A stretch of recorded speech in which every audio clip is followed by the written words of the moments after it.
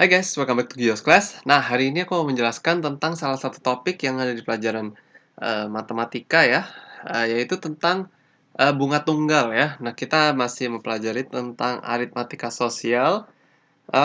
Sekarang kita akan membahas tentang bunga tunggal gitu ya. Sebenarnya di dalam istilah keuangan itu ada yang namanya bunga tunggal dan bunga majemuk ya. Tapi eh, untuk kali ini aku akan menjelaskan tentang bunga tunggal gitu ya. Nah, apa sih sebenarnya bunga tunggal ini ya? Nah, jadi begini, sebenarnya bunga itu apa sih sebenarnya? Jadi bunga itu adalah keuntungan ya. Keuntungan apa? Keuntungan yang diberikan kepada orang yang meminjamkan uang gitu. Jadi misalkan begini. Jadi misalkan ada seseorang gitu ya. Nah, orang ini misalkan dia butuh uang gitu ya. Dia butuh uang. Nah, eh dia mau minjem kemana-mana, misalkan nggak dapat pinjaman gitu ya. Akhirnya dia pergi ke sebuah bank gitu ya.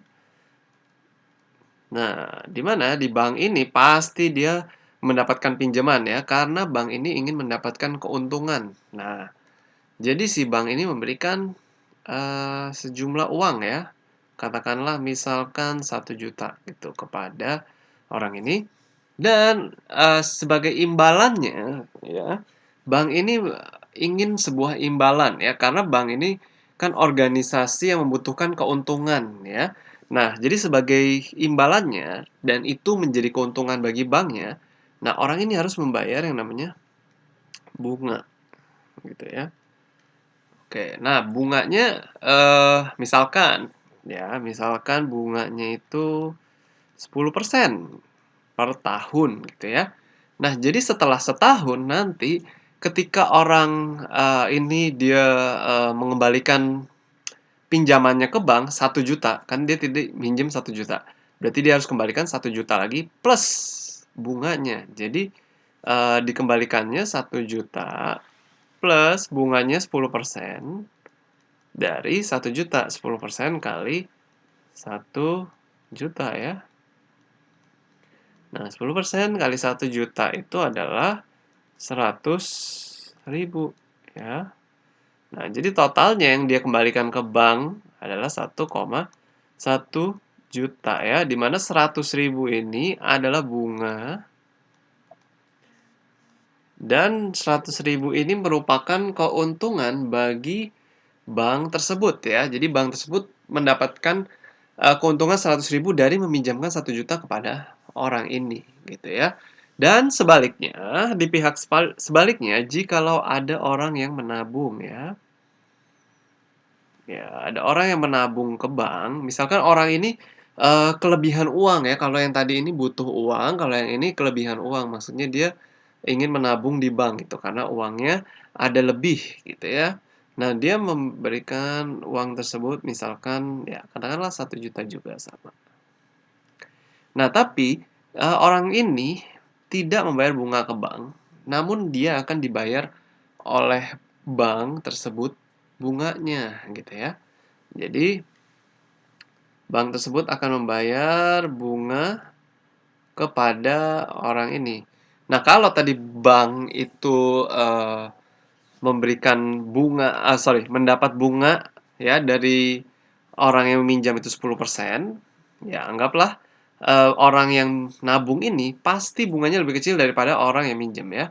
Karena itu adalah selisihnya itu keuntungan dari bank. Contohnya misalkan 5% ya, gitu. Nah, jadi bank akan membayarkan bunganya 5% atau 5% kali 1 juta, 50 eee, 50.000 ya kepada orang ini setelah 1 tahun gitu. Jadi dia dapat 50.000 setelah 1 tahun dia menabung di bank tersebut gitu ya. Jadi keuntungan bank dalam setahun dia mendapat 100.000 tapi dia harus membayar 50.000. Nah, itu adalah bunga ya. Jadi intinya adalah ketika kita meminjam di bank, ya kita harus membayar bunga.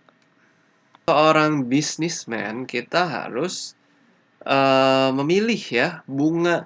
Jadi setiap bank itu memiliki bunga yang berbeda-beda ya. Misalkan ini ada Bank A, Bank B, dan Bank C ya. Nah, misalkan bunga di Bank A ini misalkan 20% per tahun ya. Nah, bunga dari Bank B adalah 2% per bulan, oke. Lalu bunga dari Bank C misalkan adalah misalkan ini dalam nominal aja ya, misalkan 23 juta untuk pinjaman sebesar 200 juta gitu ya. Nah, anggaplah ada seorang bisnismen ya, dia ceritanya butuh uang sebesar 200 juta. Oke. Nah, dia butuh uang sebesar 200 juta, dia harus memilih dari antara bank A, bank B, dan bank C, manakah bunga yang paling kecil ya. Oke, sekarang kita akan hitung bunganya ya. Bunga manakah yang paling kecil dari antara ketiga bank tersebut ya. Misalkan di yang bank A dulu ya. Bank A 20%, berarti kita kalikan aja 200 juta dikali 20% ya. 200 juta dikali 20 per 100. Oke. Nah, ini adalah 40 juta ya hasilnya.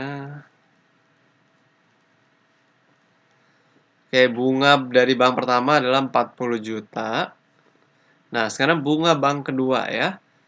Oke, sekarang kita kali lagi 200 juta. Kita kali dengan 2%.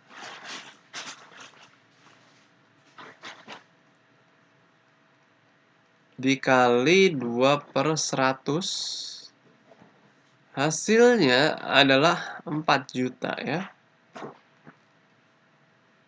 Nah, tapi ini adalah per bulan ya, lihat. Dan ini per tahun. Jadi kita harus mengalihkan ini lagi dengan 12. Karena ini hanyalah per bulan. 4 juta kali 12 adalah 48 juta ya. Oke, lalu yang terakhir adalah 23 juta. Ini udah nominal ya, jadi kita tidak perlu kali-kali dengan persentasenya. Jadi ini adalah 23 juta, oke. Nah, lalu kita bandingkan sekarang ya. Kalau kita bandingkan, kita lihat di sini. Sorry, ini yang terakhir aja. 48 juta sama 23 juta. Manakah yang paling kecil ya? Nah, jelas kalau begitu yang paling kecil itu adalah yang C ya. Karena jauh ya, nominalnya 23 juta, yang A 40 dan yang B 48 juta. Jadi pengusaha tersebut dapat meminjam dari bank C karena bunganya paling kecil yaitu 23 juta gitu ya. Nah, itulah bunga tunggal ya. Nah, bunga tunggal ini itu konstan ya. Maksudnya adalah tiap tahun, tahun berganti tahun, nominalnya sama terus ya. Tidak berubah-berubah. Lain dengan bunga majemuk yang nominalnya berubah-berubah, dihitung berdasarkan balance-nya ya, atau sisa dari pinjaman tersebut ya. Nah, jadi untuk gampang ya, pengertiannya bunga tunggal ini itu tidak berubah-berubah. Jadi konstan terus ya tiap tahun sama terus, di mana bunga majemuk itu berubah-ubah. Oke. Nah, sepertinya untuk gampangnya ini dulu aja ya penjelasan aku tentang bunga tunggal. Kalau kalian masih ada pertanyaan, kalian boleh tulis di kolom komentar ya. Thank you guys for watching this video. See you again in the next video.